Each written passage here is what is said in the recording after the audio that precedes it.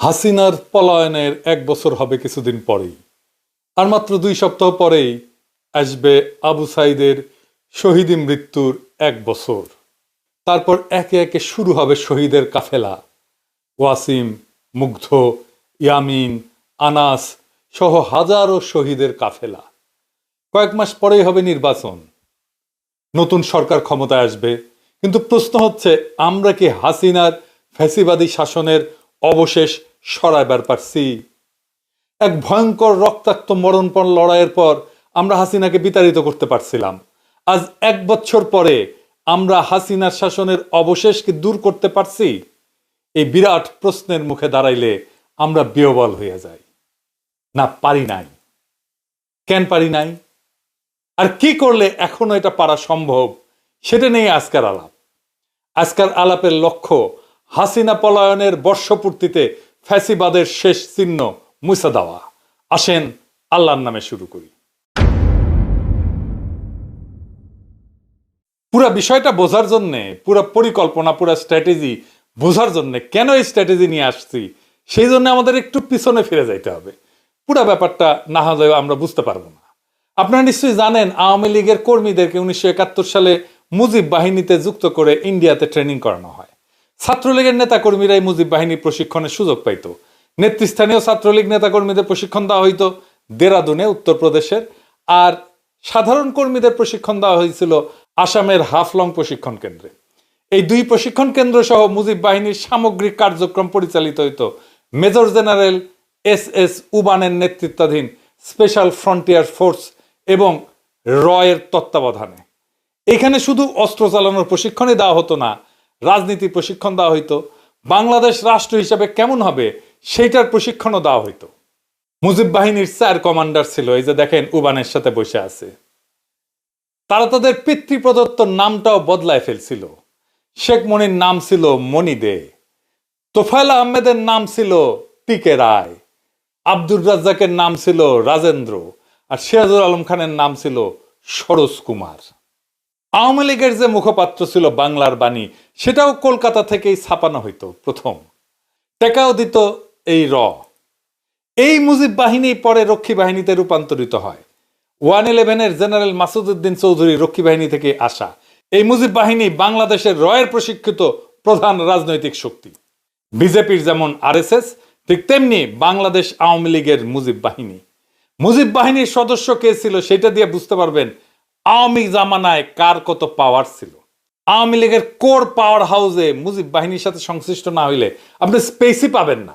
যেমন ধরেন ছাত্রলীগের সাদ্দাম হোসেন, ওর বাবা মুজিব বাহিনীর ডেপুটি কমান্ডার ছিল। শাহজাহান খান, মোস্তফা জব্বার, মুজিবুল হক, এরাও মুজিব বাহিনীর। হাসানুল হক কিন্তু জাসদ কইরা এত গুরুত্বপূর্ণ কেন ছিল? কারণ সেও মুজিব বাহিনীর লোক।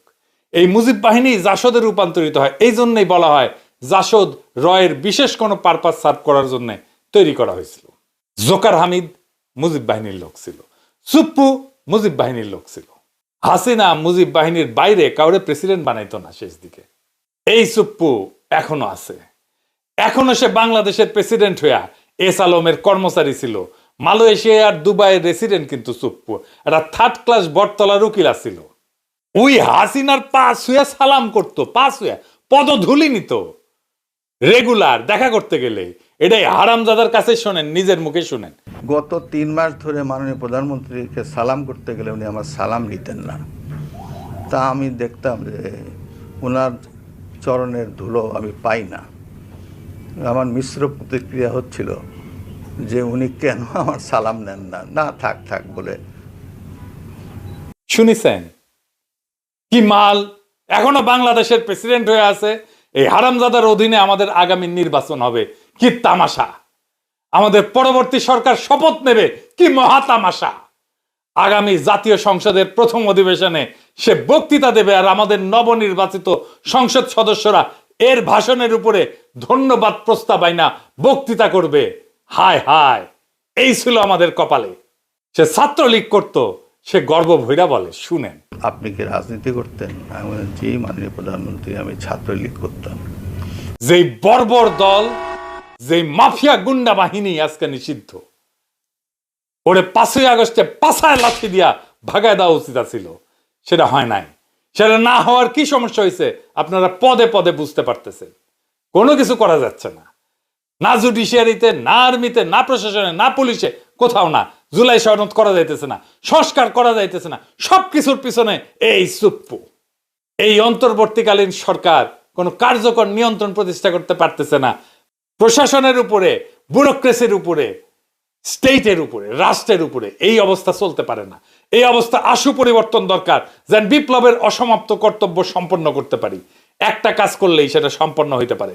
কি সেটা?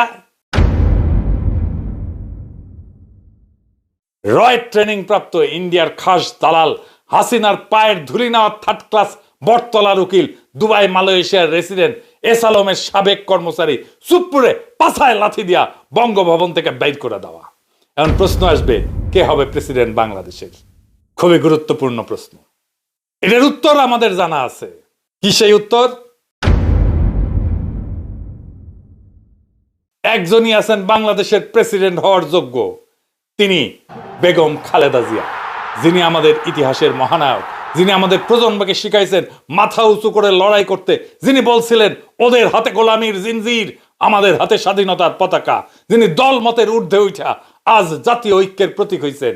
সেই বাংলাদেশের প্রথম নারী প্রধানমন্ত্রী, আজকে বাংলাদেশের প্রথম নারী রাষ্ট্রপতি হবেন তিনি আর প্রফেসর ইউনূস। এই দুই মুরব্বী মিলা আমাদের নতুন বাংলাদেশের সূচনায় পৌঁছে দেবেন। খালেদা জিয়া বাংলাদেশকে শুধু দিয়েই গেছেন, আমরা ওনাকে কিছুই দিতে পারি নাই। বাংলাদেশ উনাকে রাষ্ট্রপতি বানায় নিজে সম্মানিত হতে চায়। বাংলাদেশের ইতিহাসে এমন দুই নেতার অভূতপূর্ব অভিভাবকত্ব আমরা আর কোনোদিন পাবো না। আমরা এই সুযোগ হারাইতে চাই না। আমরা বেগম খালেদা জিয়ার অধীনে নির্বাচন করতে চাই। আমাদের সংসদ সদস্যরা বেগম খালেদা জিয়ার কাছে শপথ পড়ুক, এইটা আমরা চাই। আমরা সেটা দেখতে চাই। ওই শপথের মূল্য অনেক। ওনারা অভিভাবকত্বে থাকলে নির্বাচন এর চাইতে ভালো আর কখনো হবে না। কোনো পুলিশ মিলিটারি লাগবে না, এমনি এমনি শান্তিপূর্ণ এবং উৎসব মুখর নির্বাচন হবে, লিখে রাখতে পারেন। এইবার প্রশ্ন, বিএনপির কি হবে? উনি তো চেয়ারপারসন বিএনপির। ন্যাচারালি বিএনপির দলীয় পদে বেগম খালেদা জিয়া থাকতে পারবেন না। প্রেসিডেন্ট হলে সেই পদ ছাড়তেই হবে। তারেক রহমান এখন যথেষ্ট ম্যাচিউরড, উনার দলের পূর্ণ দায়িত্ব নিয়ে আগামী নির্বাচনে দলের নেতৃত্ব দেওয়া প্রয়োজন। উনি হবেন বিএনপির চেয়ারপারসন। আমাদের দেশের যত শঙ্কা সব কেটে যাবে বেগম খালেদা জিয়া যদি প্রেসিডেন্ট হন। খালেদা জিয়া মাথার উপরে আছেন, এটাই আমাদের বড় আশা, বড় ভরসার জায়গা। এটাই বাংলাদেশের নিরাপত্তা। উনি আমাদের আয়ু নিয়ে বেঁচে থাকুন। যতদিন আমাদের মধ্যে আছেন তিনি মহামান্য রাষ্ট্রপতি হিসেবেই থাকবেন। আর এই কাজ করতে হবে আগামী 5ই আগস্টের আগেই। আমরা খালেদা জিয়াকে নিয়েই ফ্যাসিবাদের পতনের বর্ষপূর্তির উৎসব করতে চাই। বর্ষা বিপ্লবের পর একটা বছর কেটে গেছে। হাসিনা পালাইছে সত্যি, কিন্তু সে ফেলে গেছে একটা ছায়া, ফ্যাসিবাদের ভারতীয় দালালির আর রাষ্ট্রীয় দখলদারিত্বের ছায়া। আজ আমরা সেই ছায়ার নিচে শ্বাস নিতে পারি না, কথা বলতে পারি না, বিচার করতে পারি না। শহীদের রক্ত এখনো শুকায় নাই। ইয়ামিন, মুগ্ধ, আবু সাইদের শোক আমাদের শিরায় বয়ে চলতেছে। আমরা হাসিনাকে তাড়াইছি, কিন্তু তো রেখে যাওয়া সুপ্পুদের তাড়াইতে পারিনি। এস আলমের কর্মচারী, দুবাই মালয়েশিয়ার রেসিডেন্ট, প্রশিক্ষিত মুজিব বাহিনীর ধুলি ধরা রিক্রুট এখনো বঙ্গভবনে বসে আমাদের বিপ্লবের মুখে থুথু ছুঁড়ে দিচ্ছে। এই লজ্জা মুছতে হবে। এই অসমাপ্ত বিপ্লবকে সম্পন্ন করতে হবে। এই পচা কাঠামো থেকে জাতিকে মুক্ত করতে হলে এখনই দরকার সেই ঐক্য, সেই আগুন যেটা ছিল বর্ষা বিপ্লবে, যেটা ছিল শাপলা চত্বরে, যেটা ছিল প্রত্যেকটা শহীদের মুখে। আমরা মাথা নোয়াবো না, আমরা দিল্লির দাসত্ব মানব না। আর তাই সময় আসছে বাংলাদেশের প্রথম নারী রাষ্ট্রপতি বেগম খালেদা জিয়াকে বঙ্গভবনে অধিষ্ঠিত করার। সময় আসছে প্রফেসর ইউনূসের মতো নিরপেক্ষ অভিভাবককে দিয়ে অন্তর্বর্তীকালীন সরকারকে দৃঢ় নেতৃত্বে প্রতিষ্ঠিত করার। সময় আসছে শহীদের কবরের কাছে দাঁড়ায় শপথ নেওয়ার। এই বাংলাদেশ আর কখনো রয়ের অনুগত থার্ড ক্লাস বটতলার দালালদের হাতে তুলে দেওয়া হবে না। আসেন বুকে হাত রাখি, এই 1 বছরের ভুল শুধরাই, পচা কাঠামো ভেঙা ফ্যাসিবাদের শেষ দাগটুকু মুছে ফেলি।